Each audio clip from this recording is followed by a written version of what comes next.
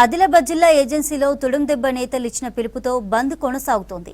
GO 3ను యథాతథంగా అమలు చేయాలని, మన్యం సమస్యలను పరిష్కరించాలని నేతలు డిమాండ్ చేశారు.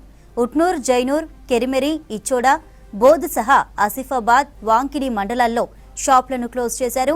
ఆదిలాబాద్ బస్టాండ్ ఎదుట బైఠాయించిన తుడుందెబ్బ నేతలు ఏజెన్సీలోని స్పెషల్ డిఎస్సీ నిర్వహించాలన్నారు.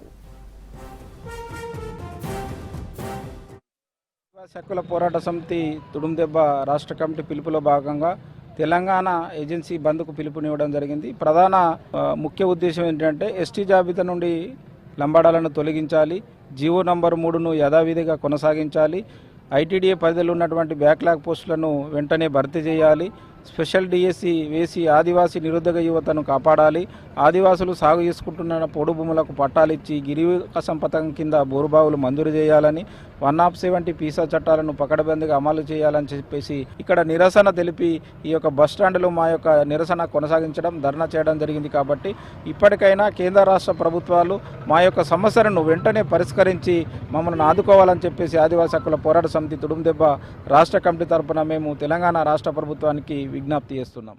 ఏజెన్సీ బంద్ అనే కార్యక్రమానికి మేము ఇక్కడ బస్టాండ్ల బంద్ కోసం కూర్చోవడం అనేది జరిగింది.